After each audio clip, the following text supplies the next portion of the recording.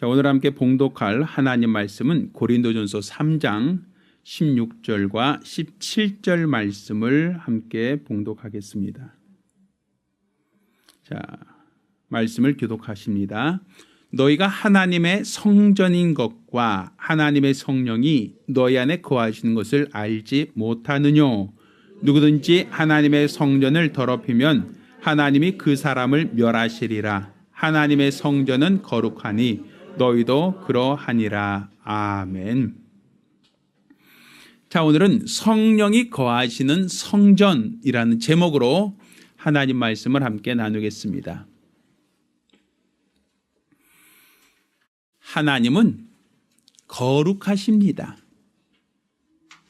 우리가 하나님을 거룩하다라고 말하는 것은 이 거룩은 구별되다, 성별되다라는 의미로서 하나님은 세상에 수많은 종교가 있고 수많은 신들이 있지만 그 신들과는 구별되는 분. 세상에 많은 종교가 있지만 그 수많은 종교에서 섬기는 신과는 확연히 구별되는 살아있는 참 신이시다라고 우리는 알고 믿어야 합니다. 우리가 지금 하나님을 거룩하다라고 인정을 한다면 세상에 수많은 종교와 수많은 신들이 있다 할지라도 우리가 믿는 하나님, 그분만이 참 신이시다, 그분만이 전능자시다라고 하는 것을 인정하는 겁니다. 우리 하나님이 거룩하심 같이 하나님이 사용하는 것, 하나님이 쓰시는 모든 것들은 하나님이 거룩하게 구별하신다라는 걸 우리가 알아야 됩니다. 그래서 우리가 하나님의 이름을 두신 성전을 우리는 거룩하다라고 말했고, 또 하나님이 쓰시는 사람들을 하나님이 거룩한 백성이라고 표현했습니다. 이것처럼 하나님이 거룩하시기에 거룩하신 이가 사용하는 것, 거룩하신 이가 쓰시는 모든 것들도 하나님은 거룩하게 구별하여 쓰신다라는 걸 우리가 알아야 됩니다. 하나님께서 사람을 하나님의 형상의 모양으로 만드셨고 우리 하나님이 우리 인간을 사용하신다라고 할 때 우리 인간은 거룩하신 이가 구별하여 사용하신다는 의미로서 우리도 거룩하다라고 말할 수 있습니다. 자, 이것은 원래 사람의 육체는 본래 흙이었다라고 얘기하죠. 하나님이 흙으로 사람을 지으사라고 말하고 있으니 우리 사람의 육체의 본질은 흙입니다.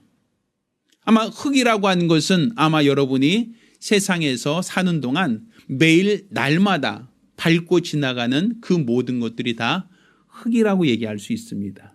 지구 땅덩어리 전체가 다 흙으로 되어 있다라고도 말할 수 있겠죠. 이 흙이라고 하는 것은 가치가 없습니다.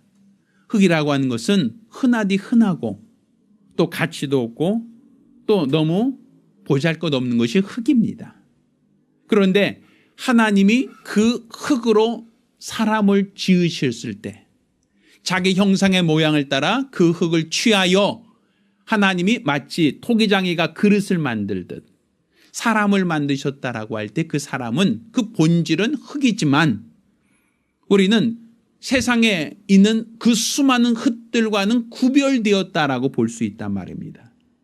하나님이 그 흙을 취하여 사람이 육체를 지으시고 그 육체라고 하는 것은 세상의 것과 구별시켰다라고 볼 수 있고 그 흙으로 만든 인간을 하나님이 사용하신다라고 볼 수 있는 겁니다.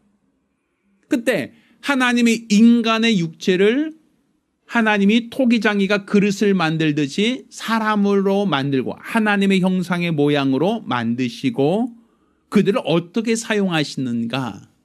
하나님이 그 그릇에 무엇을 담으셨다? 영혼을 담으셨다. 그러니까 생기를 그 구에 불어넣으시니 사람이 생명이 되었다. 영적인 존재가 되었다라고 말하죠. 그러니까 하나님께서 이 흙을 취하여 흔한 흙을 취하여 사람을 만들었다는 것은 결국은 하나님이 어디에 사용하시려고 영혼을 담는 그릇으로 삼으시려고 하나님이 인간의 육체를 거룩하게 구별하셨다라고 말하는 겁니다. 그러니까 우리 인간의 육체가 사실은 본질적으로는 가치가 없으나 영혼을 담고 있을 때는 가치가 있다라고 말하는 겁니다. 그렇지만 그 그 본질적인 그 목적을 다했을 때 영혼이 육체를 떠나게 되면 그 육체는 다시금 가치가 없어지는 존재, 거룩하지 않은 존재가 됩니다. 그래서 다시 육체는 어디로 돌아가요? 흙으로 돌아갈 수밖에 없는 겁니다. 그러니까 내가 이 육체가 하나님이 거룩하게 구별하여 사용하시는 동안은 그 육체도 거룩하게 하나님이 인정하시지만 그 사용한 그 목적을 다하고 더 이상 사용하지 않겠다고 할 때는 그 육체는 더 이상 거룩하다라고 표현할 수 없고 흙으로 돌려보내는 겁니다. 또 지난주에는 우리가 영혼도 하나님께서 그릇으로 만들었다라는 말씀을 드렸죠. 영혼이 그릇이라고 하는 것은 그 영혼은 어떤 것을 담기 위한 그릇이다?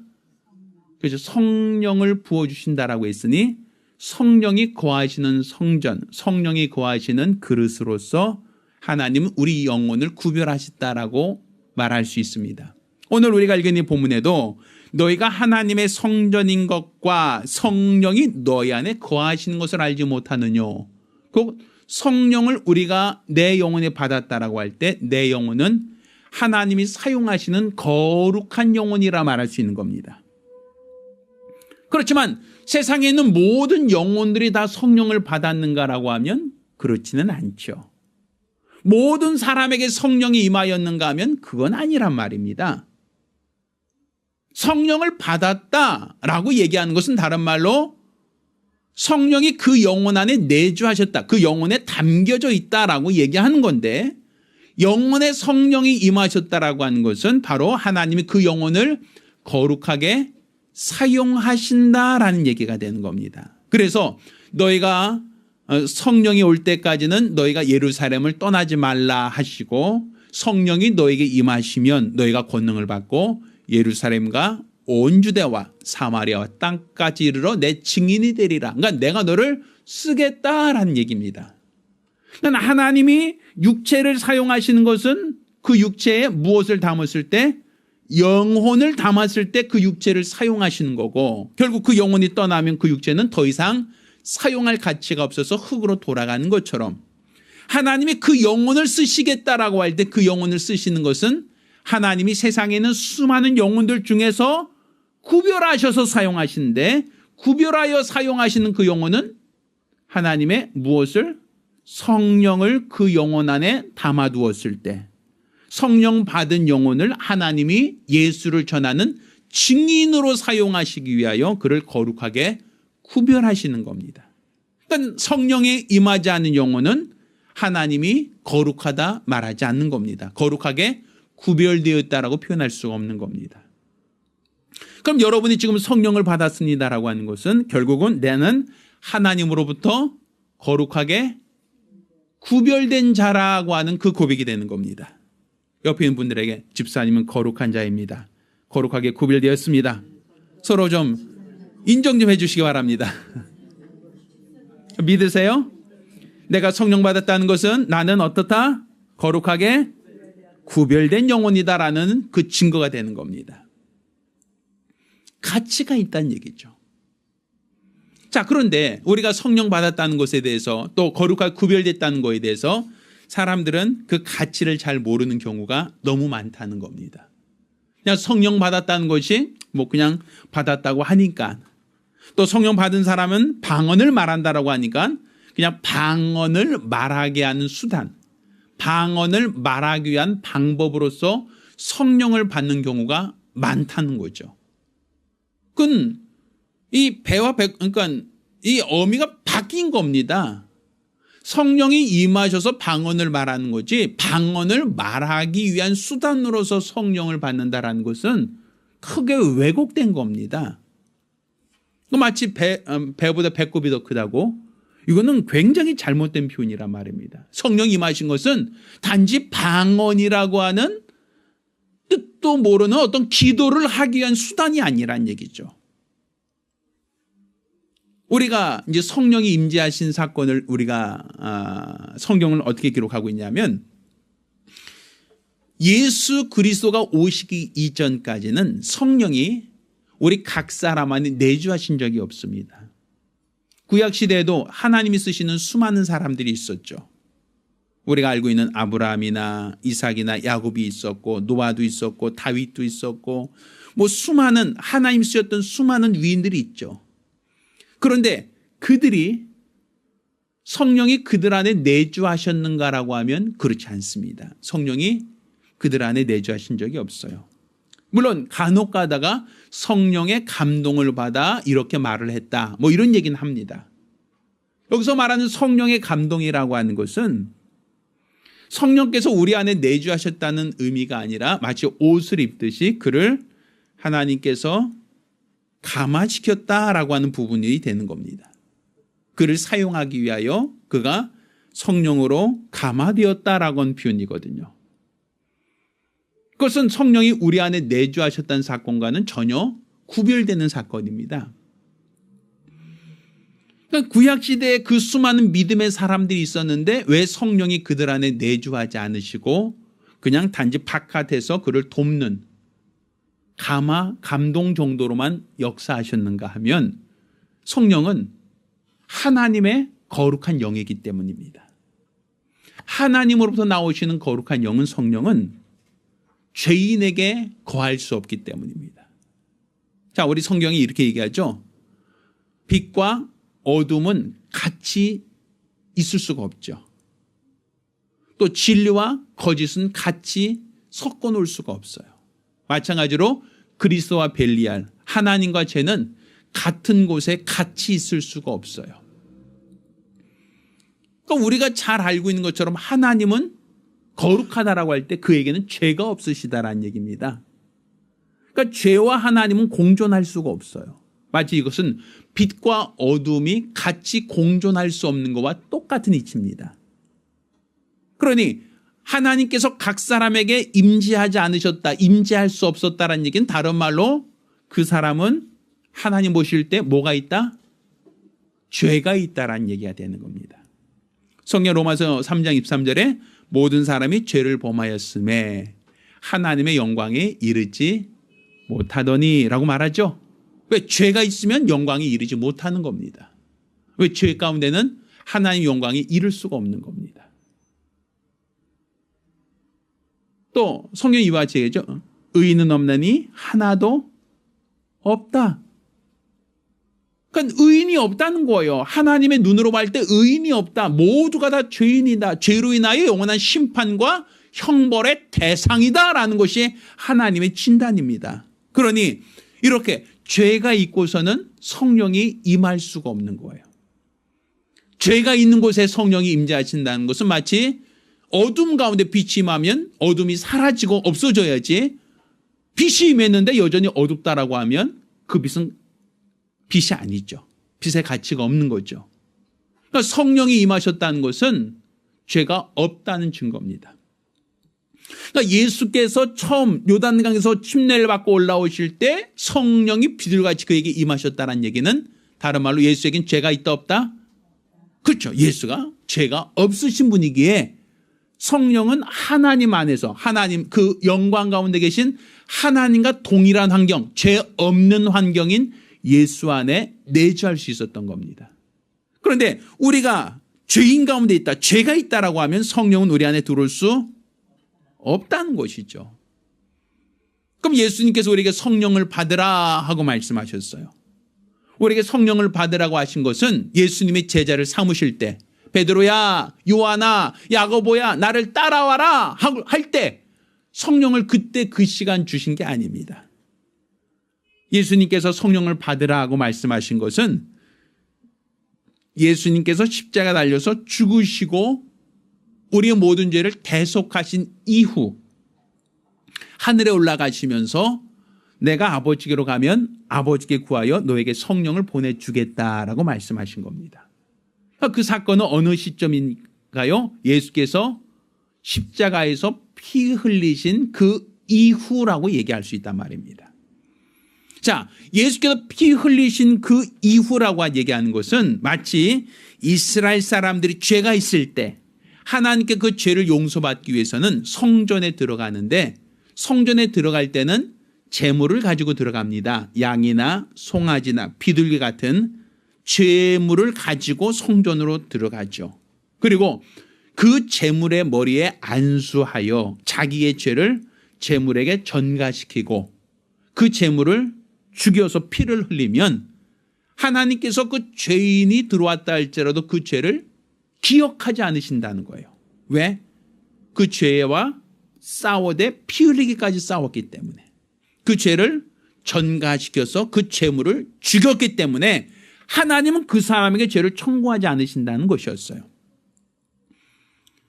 하나님께서 성령을 받으라고 한 시점이 바로 예수님이 십자가 달려 죽으신 이후라고 얘기하는 것은 바로 우리가 성령 받았다는 얘기는 다른 말로 우리 안에 죄가 있다 없다? 그렇죠. 내가 죄삼 받았다라는 확실한 증거가 된단 말입니다. 그러니까 나는 성령 받았다는 얘기는 다른 말로 난 뭘 산 받았다? 그렇죠. 그러니까 우리 한번 따라 봅시다. 나는 성령 받았다. 그렇죠. 이렇게 되는 거예요. 그러니까 내가 죄 사함 받지 않고는 성령이 내 안에 거할 수가 없는 거예요. 왜? 성령은 죄인에게 거할 수 없으니까. 그러니까 나는 성령 받았다. 나는 죄 사함 받았다. 이 고백이 되는 거죠. 자, 근데 죄 사함은 어떻게 받았다는 얘기입니까? 내 행위로, 내 노력으로 받았다는 얘기입니까? 아니죠. 구약의 제물을 드린 것처럼 내 죄를 대신하여 죽은 제물이 있다는 거죠. 피 흘린 제물이 있다는 것이죠. 그러니까 내가 죄사함 받았다는 것은 내 행위로 죄사함 받은 것이 아니라 예수님께서 나 대신 피 흘리셨다. 예수께서 나 대신 피 흘리셨다. 대속의 피를 흘리셨다. 그게 바로 내가 죄사함 받았다는 증거가 되는 거예요. 그러니까 지금 우리가 성령 받았습니다. 나는 성령이 내 안에 있습니다라고 한 얘기는 다른 말로 나는 죄사함 받았습니다라는 이 고백이 되는 것이고 또 내가 죄사함 받는 그 증거가 무엇이냐? 당신 죄사함 받는 걸 어떻게 알 수 있느냐? 내 안에 뭐가 있다? 예수의 피가 있다라는 증거가 있는 거예요. 내 안에 예수의 피, 곧 대속의 피가 내 안에 있다는 것이 내가 죄사함 받았다는 증거고 또 내가 죄사함 받았다는 그 확실한 증거는 내 안에 누가 임하셨다? 성령이 임하셨다. 성령 받았다. 이 얘기는 다른 말로 내 안에 죄사함 받았다. 또 내 안에 예수의 피가 있다. 그 얘기가 같은 얘기란 말이에요. 그러니까 지금 하나님이 내 영혼을 거룩하게 구별하여 사용하신다라는 얘기는 다른 말로 내 영혼에 성령이 임재하시는 사건을 말하는 것인데 하나님이 그 영혼이 임재한다라고 하는 것은 결국 그 영혼에 죄 사하셨다. 죄 사함 받은 상태이기에 성령이 임할 수 있는 거예요. 또 성령이 임하셨기에 그 안에 죄 사함 받은 증거로서 뭐가 있다? 예수의 피가 있다라고 고백할 수 있는 거죠. 이건 집사님들이 항상 그 마치 공식처럼 이해를 하고 있어야 되는 겁니다. 난 성령 받았다. 나는 죄 사함 받았다. 난 죄 사함 받았다는 그 증거는 내 안에 예수의 피가 있다. 이건 확실한 거예요. 내가 행위로서 잘못한 게 있는데요. 내가 뭐 잘못했는데요. 라고 얘기할 게 아니라 성령 받은 증거는 죄사함 받은 증거요. 또 죄사함 받은 그 증거는 내 안에 예수의 피가 있다는 그 확증에서 우리가 시작되는 겁니다. 자, 이와 같이 우리가 성령이 내 안에 내주하시는 것이 바로 하나님이 그 영혼을 예수의 증인으로 거룩하게 사용하실 때 죄사함 받은 자 그 영혼을 하나님이 성령으로 사용하신다라고 말할 수 있는 겁니다. 그러면 이 죄라는 게 무엇일까요? 무엇을 죄라고 할까요? 왜 예수의 피가 우리의 영혼의 죄를 속죄할 수 있다고 말하는데 그 근거가 무엇일까요? 또 피가 우리의 죄를 사할 수 있다면 왜 짐승의 피는 우리의 죄를 영원히 속죄할 수 없다고 말할까요? 자, 우리 인간의 죄가 무엇인가부터 우리 살펴봅시다. 자, 우리 인간이 하나님으로부터 죄인이다라고 발견된 것은 어떤 사건을 계기로 해서 죄인이 되었습니까?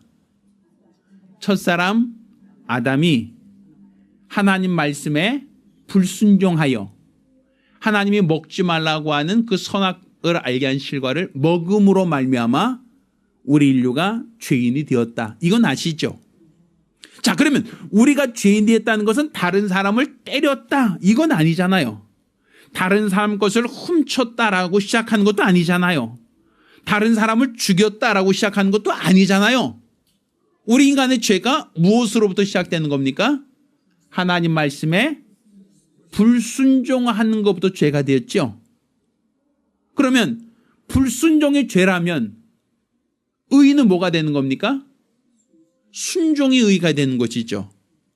자, 예수 그리스도께서 우리의 죄를 담당하신 피, 그 피가 우리에게 죄 사함 받을 수 있는 근거가 되는 것은 예수님은 아무 죄가 없음에도 불구하고 하나님의 뜻대로, 하나님이 약속하신 예언의 말씀대로 십자가를 짊어지고 죽으셨어요. 피 흘려 죽으셨어요. 그러니까 예수의 피는 순종의 피란 말입니다. 내 원대로 마옵시고 아버지 원대로 되기 원합니다. 자신이 죄가 있고 허물이 있어도 죽은 피가 아니라 아버지가 원하셔서 죄 없는 분이 십자가를 담당하신 피란 말입니다. 그러니 예수의 피는 어떤 피예요? 순종으로 말미암은 피란 말입니다. 그렇지만 짐승의 피는 순종이 있어요, 없어요? 그렇죠. 순종이라는 개념이 없죠. 왜? 하나님이 계명을 줘서 그 계명대로 죽은 피는 아니지 않습니까? 그러니 짐승의 피는 영원한 속죄를 이룰 수 없는 거예요. 왜? 의로운 피라 할 수 없기 때문에. 그렇지만 예수의 피가 한 번의 제사로 영원한 속죄가 되는 것은 우리 인간의 죄가 한 번의 불순종으로 영원한 죄가 된 것처럼 예수의 순종은 한 번의 순종으로 영원한 속죄가 이루어진다라고 말할 수 있는 겁니다. 그러니까 그의 피가 내 마음속에 큰 증거가 됩니다. 예수의 피는 순종의 피요, 나의 죄는 불순종의 죄. 그러니까 불순종의 죄를 없이 하는 능력은 순종의 피밖에 없다는 얘기죠. 그러니까 지금 내가 죄인이다라고 하는 것은 결국은 하나님의 어떤 행위로서 나쁜 놈들을 죄인이라고 하는 게 아니라 말씀에 불순종한 자를 죄인으로 하나님이 그렇게 정죄하셨고 그렇게 시작하셨단 말입니다. 그러니 내가 하나님으로부터 죄 용서받았다, 내 영혼을 하나님이 거룩하게 사용하신다라는 것은 하나님께서 그 영혼의 불순종을 보지 않고 순종의 피를 보신다. 예수의 피를 보시고 그가 죄가 하나님이 넘어갔다. 마치 문설주연방에 피를 바르면 그 피를 보고 내가 넘어가리라 함같이 예수의 피를 보고 하나님의 진노가 넘어갔다. 내가 살았다라고 얘기할 수 있는 겁니다. 그러니 성령이 내 안에 내주하시면 그분이 가장 먼저 하시려고 하는 일이 뭐겠어요? 그러면 성령 받았어. 내가 성령 받았어요. 성령 받으면 성령께서 내 안에서 하시는 일이 뭐겠어요? 그러면 무슨 일을 하시기 원하시겠습니까? 성령이 내 안에서? 많은 사람은 성령 받고 나서 뭐 합니까? 방언 했습니다. 성령 받고 뭐 하셨어요? 성령이 내 안에 내주하셔서 무엇을 하시기 위하여 내주하시는가? 자, 성령은 성령이 내 안에 내주하셔서 하시는 일에 대해서 분명히 말하고 있습니다. 자, 가장 먼저 하신 일이 뭐냐면 예수님이 하신 말씀을 생각나게 하신다라고 되어 있어요. 그러니까 요한복음 14장 26절에 이렇게 표현합니다. 보혜사 곧 아버지께서 내 이름으로 보내실 성령, 그가 너에게 모든 것을 가르치고 내가 너에게 말한 모든 것을 생각나게 하신다라고 얘기하죠. 그러니까 성령이 뭐 하시는 분이시다? 내 안에서 예수님이 하신 모든 것을 생각나게 하신다. 예수님이 하신 모든 말씀을 생각나게 하신다라고 얘기한단 말이에요. 그럼 왜 말씀을 생각나게 하십니까? 말씀을 생각나게 하는 그 이유가 뭐예요? 그거는 예수님께서 마태복음 4장에 광야에서 시험을 받으셨죠. 마치 첫사람 아담도 에덴 동산에서 있을 때 옛뱀이 아담을 시험했었죠. 하나님의 말씀은 먹지 말라고 했음에도 불구하고 시험하는 자는 먹어도 죽지 않는다. 먹어라 하고 시험했었죠. 그래서 아담이 누구 말을 더 권위를 둔 거예요? 먹지 말라고 한 하나님 말씀보다 누구 말? 시험하는 자의 말을 듣고 먹었을 때 이게 타락이었죠. 자, 광야에서도 예수님은 똑같은 사건을 경험합니다.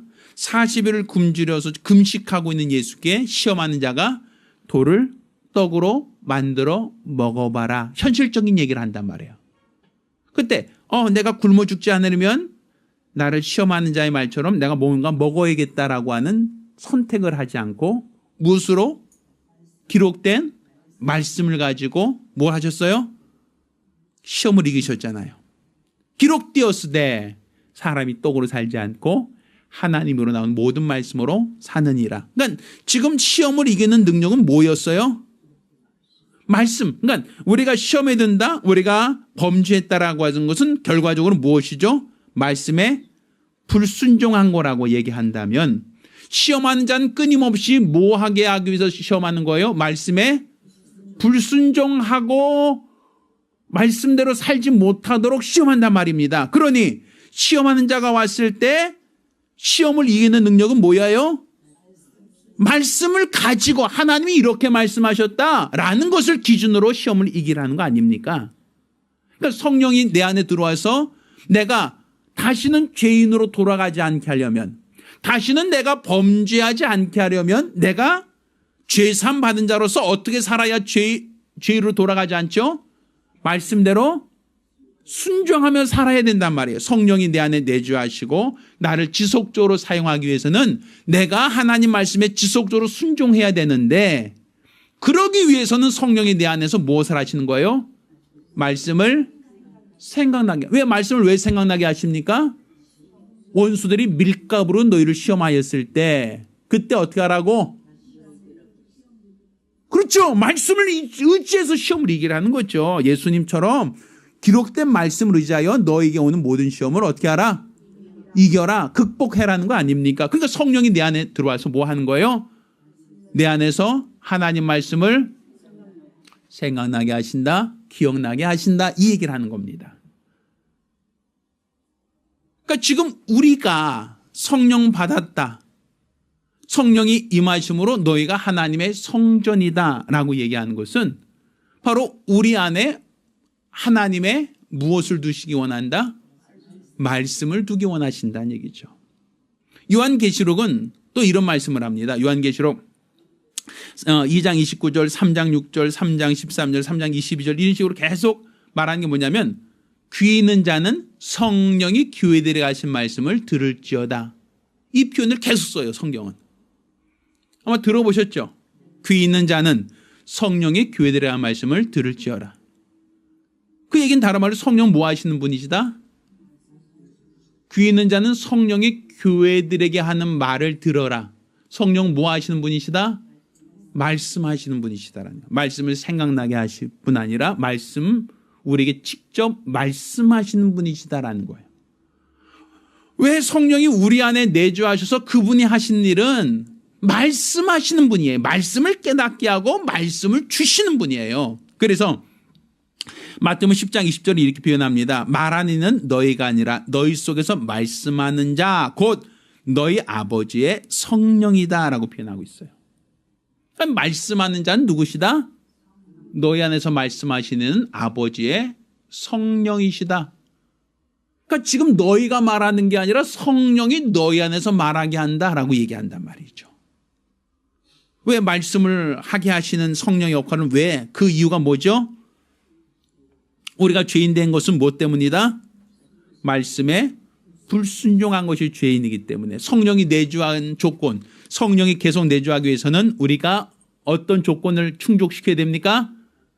말씀에 순종하는 그 조건이 충족되어질 때 성령이 내 안에 계속 내주하시는 것이고 성령이 나를 계속 사용하실 수 있는 겁니다. 그러니 너희가 성령 받으라는 것은 결국은 우리가 하나님 말씀을 듣고 말씀에 순종하는 삶을 살라고 얘기하는 겁니다. 자, 오늘 우리가 읽은 이 본문은 너희가 하나님의 무엇이다? 성전인 것과 하나님의 성령이 너희의 것인 것을 알지 못하느냐라고 말하죠. 여기서 말하는 이 성전이라는 것은 원어적으로 볼때 라오스라고 얘기합니다. 이 라오스라는 것은 지성소라는 의미가 있어요. 성소에서도 무엇? 지성소라고 표현합니다. 그럼 지성소라고 하는 건 우리가 예전에 성막론 배울 때 지성소는 성전 전체를 다 지성소라고 하진 않죠.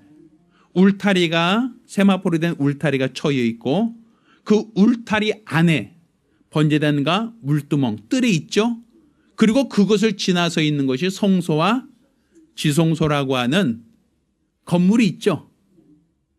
그 건물을 우리가 그 안에 성소 안에 들어가 휘장을 열고 들어가서 그 안에 뭐가 있다? 지성소가 있다라고 말할 수 있죠. 자, 그러면 휘장을 열고 들어갔을 때 그 지성소 안에는 뭐가 들어있습니까? 그죠? 법궤, 언약궤가 들어있죠. 자, 그러면 법궤라고 하는 것, 언약궤라고 하는 것은 결국에는 그 안에 뭘 담아뒀어요? 하나님의 말씀에는 그 안에 두지 않았다라고 되어 있단 말이에요. 그러니까 법궤 안에 있는 유일한 것은 무엇이다? 율법이라고 말하는 두 돌판, 하나님의 말씀만 그 안에 들어가 있죠. 이걸 지성소라고 한단 말입니다. 그러면 너희가 하나님의 지성소다, 하나님의 성전인 것과 라고 말한다는 것은 다른 말로 너희가 지성소라고 하는 것인데, 이것은 성령이 거하시는 전을 왜 지성소라고 하는가? 그것은 우리 육체라고 하는 울타리가 있죠. 우리 육체라고 하는 울타리 안에 영혼이라고 하는 별도의 지성소가 있다는 거예요. 근데 그 영혼에는 하나님이 무엇을 담아두기 원하신다는 거죠? 법궤. 그 법궤 안에 무엇? 율법이라는 그 말씀의 두 돌판이 들어있는 것처럼 내 안에 무엇을 두기 원하시는 거죠? 하나님의 말씀을 두시기 원하시는 거, 말씀을. 그건 결국 내 영혼에 하나님 말씀이 두었다는 것은 결국 너희 조상들은 의문의 돌판에 하나님 말씀을 새겼으나 오늘날에는 너희의 신비에 하나님 말씀을 기록하기 원한다는 얘기죠. 그러니까 우리 영혼에 하나님 말씀을 기록하기를 원한다. 그러니까 성령이 무슨 일을 하시는 거예요? 내 영혼에 하나님의 말씀이 있어야 우리는 지성소, 말씀이 있어야 우리는 하나님이 쓰시는 거룩한 그릇이 될 수 있는 겁니다.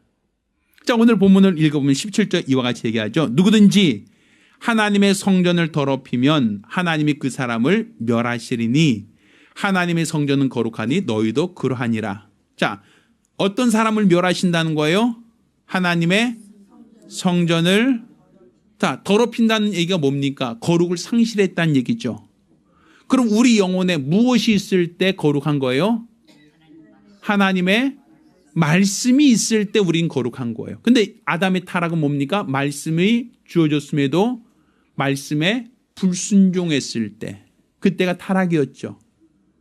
그러니까 결국 내 영혼이 거룩하다라는 것은 다른 말로 내 안에 하나님의 말씀이 있을 때 거룩하다라고 얘기하는 거예요. 그러니까 성령은 계속 그 말씀을 생각나게 하시고 그 말씀을 기억하게 하시고 그 말씀에 순종하게 하신다라고 얘기할 수 있는 거죠.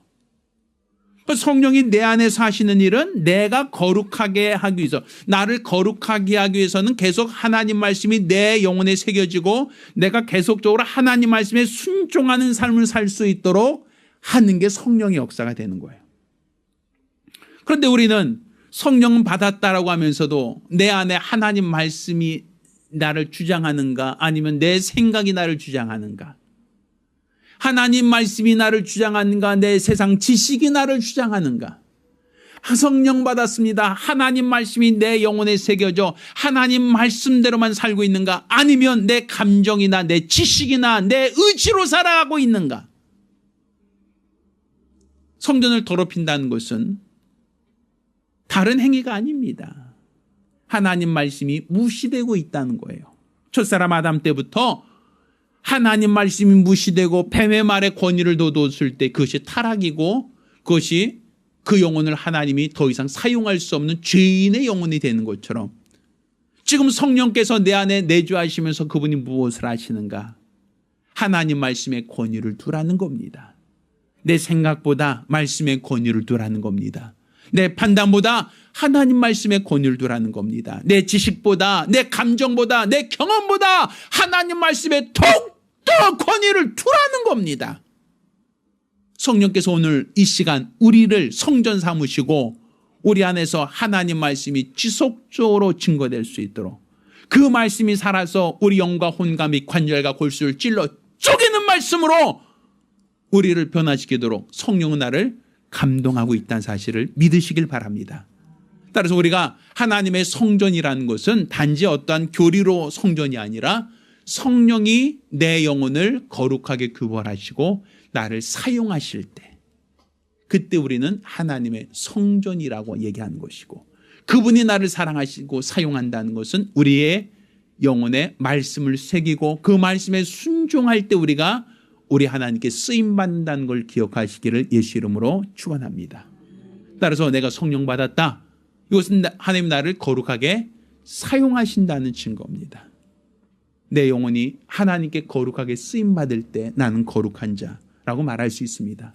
따라서 성령께서 오늘도 끊임없이 내 안에서 하나님 말씀을 기억하게 하시고 나에게 말씀하사 말씀에 순종케 하시는 거룩한 하나님의 거룩한 뜻을 기억하시기를 예수 이름으로 축원합니다. 할렐루야, 할렐루야. 우리가 기도하실 때에 주여 나로 하나님 말씀에 순종하며 살게 도와주시옵소서. 내 육체의 가치는 영혼이 하나님께서 그 영혼을 두실 때 세상에 그 흔하디 흔한 그 흙이 가치를 갖고 육체라고 하는 그 기능을 할 수 있는 겁니다. 그렇지만 영혼이 떠난 그 육체는 다시 흙으로 돌아가는 것처럼 사용할 가치가 없으면 그 육체는 가치가 없어집니다. 마찬가지로 내 영혼이 하나님 앞에 가치가 있는 영혼이 되기 위해서는 성령이 내주하셔서 성령이 나를 사용하실 때 내 영혼은 가치 있는 영혼이라 말할 수 있습니다. 주여 내 영혼을 사용하여 주시옵소서. 진리의 말씀으로 내 영혼을 가르치시고 내 영혼을 사용하여 주시옵소서. 간절히 사모하며 한 목소리로 기도합니다. 할렐루야, 할렐루야. 우리 집사님들께서 오늘 그 설교 잘 이해가 안 가시는 분들은 저희가 유튜브에 항상 설교 내용을 올리고 있거든요. 꼭 들어보시길 바랍니다. 그래서 우리가 성령 받았다라는 것이 어떤 의미가 있는지 또 하나님이 나를 어떻게 사용하길 원하시는가 좀 분별할 수 있는 기회가 되기를 부탁드립니다. 이제는 우리 주 예수 그리스도와 아버지 하나님의 극진하신 사랑과 보혜사 성령님의 교통하시고 역사하심이 오늘이와 같이 일평생 성령 안에서 말씀을 듣고 말씀에 순종하며 살기로 열심한 우리 모든 성도들과 가정들 위해 이제로부터 영까지 함께 있을지어다. 아멘. 우리 하나님께 영광을 돌리겠습니다.